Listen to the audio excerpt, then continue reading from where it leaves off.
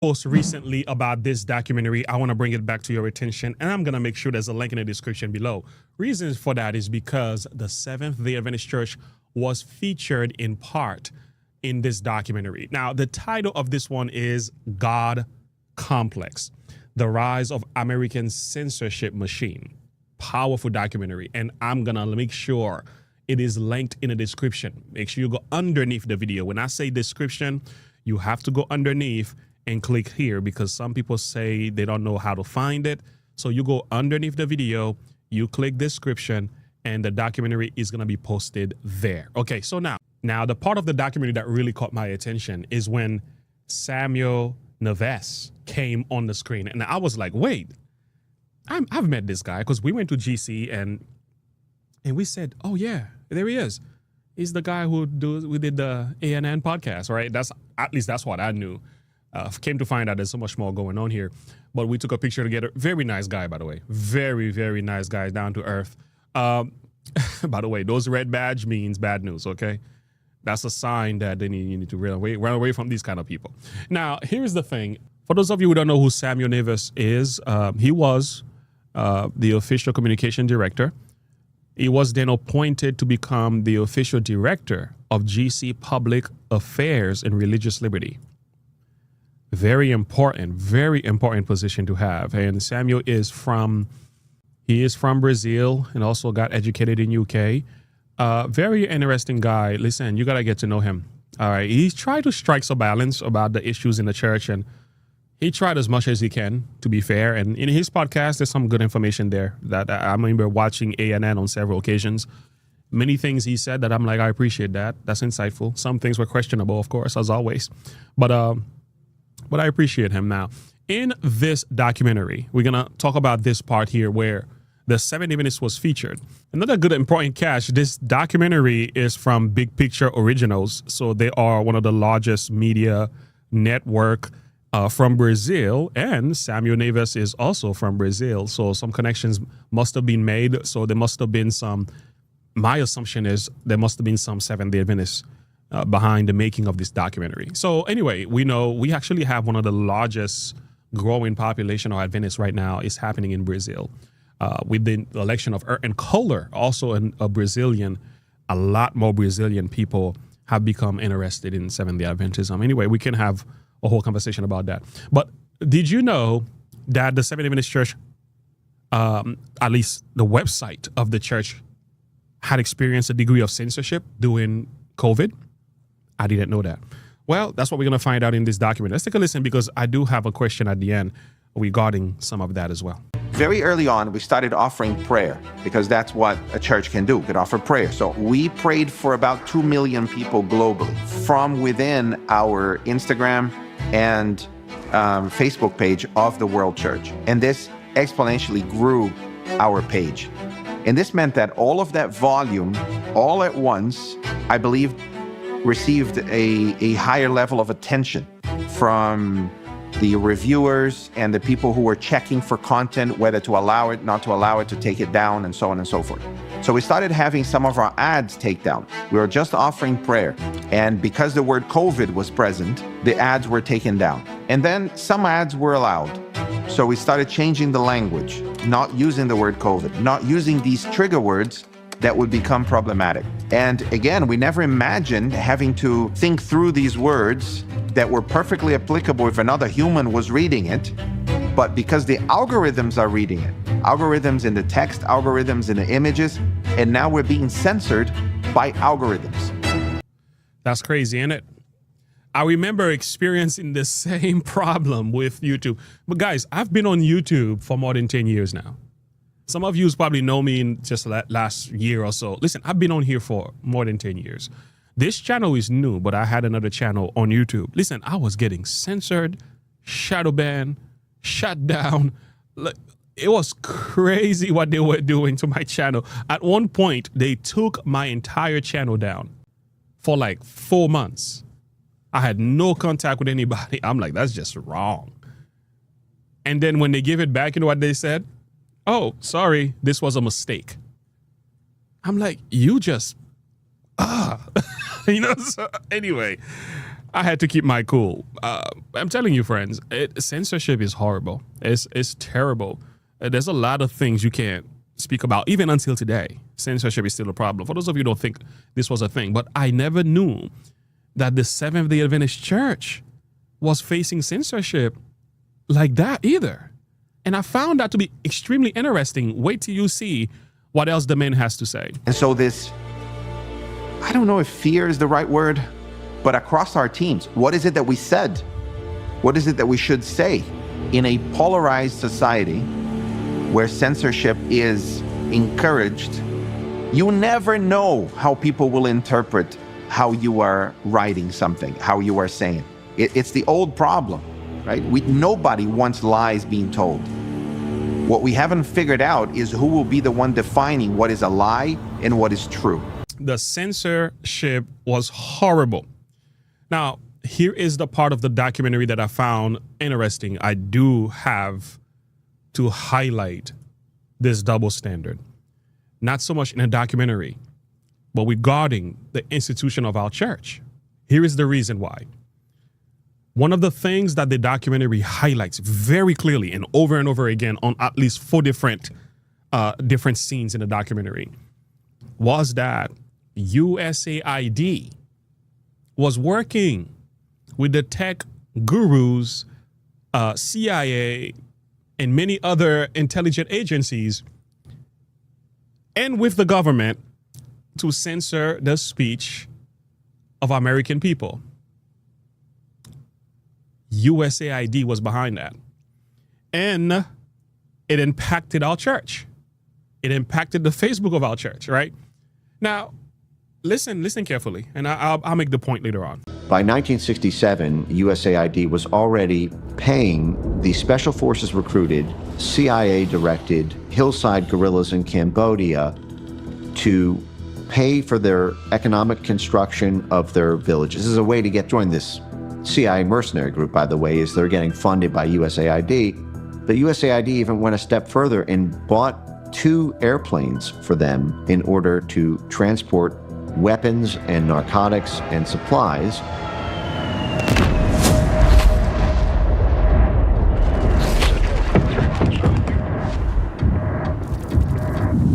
I say this, and oftentimes people will laugh, and then they'll be surprised when I keep a relatively straight face, but I always say when it's too dirty for the CIA, you give it to USAID. All covert actions had to be approved in writing by the US president so that you could never have a situation again like in the 1960s and 70s where a president could say, the CIA went rogue, I didn't know about it. That restriction is not on the U.S. Agency for International Development. They can do the exact same thing that the CIA does, but it doesn't need to be approved by the president. The program used cell phone text messaging to circumvent Cuba's strict internet restrictions. At its peak, it drew in more than 40,000 Cubans. However, its subscribers were completely unaware they were using a U.S. government program and giving American contractors their private data to potentially use for political purposes. Perhaps most shockingly, the Cuban Twitter program was not paid for and run by a spy agency such as the CIA. Instead, it was the brainchild of USAID, the U.S. Agency for International Development, best known for overseeing billions of dollars in U.S. humanitarian aid. All right, we want to pause here. You need to watch this. This is a powerful documentary. So you've seen that and you've heard that. USAID was working with intelligence department, and part of the reason, and also the tech gurus, right? And they were censoring the speech of the American people over the pestilence 19 situation, including the vax, the jab, right? Speech of Americans were censored. We were muffled saying you can't have this opinion because these huge companies were working with the government and they were censoring the speech, including the Seventh-day Adventist Church was impacted. The institution of our church, their Facebook page was impacted by this. But wait a minute. ADRA navigates. But wait a minute. ADRA navigates disruption caused by USAID funding freeze. The humanitarian arm of the church was still getting paid by USAID. But USAID was censoring the voices of American people, including the church, at least on their Facebook page. Isn't that crazy? ADRA responds to USAID funding pause, embracing opportunities for continuity. This is after Donald Trump says freezes all of them. Now, I'm pretty sure things are back to normal now. I don't know what you want to make of that, but yeah. Even Ted Wilson had to come out and address USAID funding pause and its impact on ADRA International. I remember that video because we spoke about this. And it impacted ADRA in a very negative way. But again, they were being funded by USAID. This has been reported as well by Spectrum to the tune of $62 million. ADRA stated that it received $62,617,898 from USAID funding humanitarian programs worldwide in 2023. I mean, do you understand what I'm trying to say, guys? The same system that censored the voice of the church and many American people, including myself, the same system who did that, the humanitarian arms of the church, largely depends on that system. Like, I don't know what to tell you, man. It's just like the optics so bad. So the optics are bad. Here's what the Bible said. The rich ruleth over the poor, and the borrower is servant to the lender. Therefore, any institution of our church that depends on these financial support from these companies who are anti-freedom, who have a God complex, who want to censor speech, and they pushed the pestilent stuff on us and encouraged the jab. How can you unite with them? How can you support any institution that does such a thing? Why would you receive your money from them even after this has been revealed, right? And that's my concern when it comes to ADRA in particular, but also the vaccine statement that was made by the church in 2015 falls in line with the same concepts of these institutions as well. So in other words, you have a relationship with the very same system who is actually taking away your freedom of speech. Ultimately, your religious freedom. We know where this thing is going to go. So my concern is, what exactly are we doing? Where do we think this is going to go? And again, the documentary is powerful. And again, this is not an argument against Brother Neves. I think this is an honest man. He's trying as hard as he could. What I'm trying to say is that this is a problem. You can't have this double standard and thinking that the enemy is not going to take advantage of you later on. Yeah, I'm a little bit careful how much connection we make, because sometimes those things do not always correlate as we may see them. And now we have this NGO status thing that's been exposed. We've talked about that. And there is also a connection with the United Nations. And it's like the church is saying there's nothing to see here. It's almost like there's nothing to worry about. All is well. And I'm like, no, all is not well. All is not well. These were the same systems who censored your speech in 2019 to 2024. They censored your speech. These are the same system who pushed the COVID, the vax on the people. These were the same system who did that. And also, in the way that we responded to people who protested in the church, ministers who rose a voice of protest, the way we shut them down. And even in the recent GC 2025, many of the delegates who tried to speak about the matter, what did they get? Be quiet. Be quiet. Stop talking. Stop talking. All right, let me show something to you right now. Let me show you something. Church-state relations, just in case you don't understand anything I'm saying. Listen, documents, March 1st, 2002. This is on the official one of the official statements of the church. And I want to read to you what it says. Let's go down here. In instances, when acceptance of government funding does not violate the foregoing principles, careful consideration should be given to whether government funds should be accepted. Ongoing government funding, as opposed to single financial contribution, presents a particular danger. It is virtually impossible for institution not to become at least partially dependent on ongoing governmental funding streams. Such government funding typically is accompanied by governmental regulation. Correct. While such regulations may not violate Christian principles, when the money is first received, such regulations are subject to change. Interesting.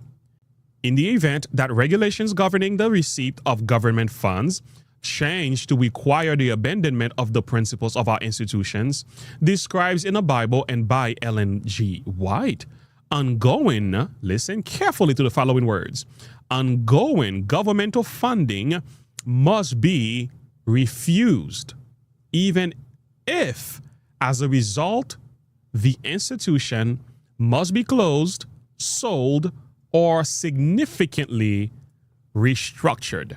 Wow. This is what we say on paper, but in principle, we are doing something else.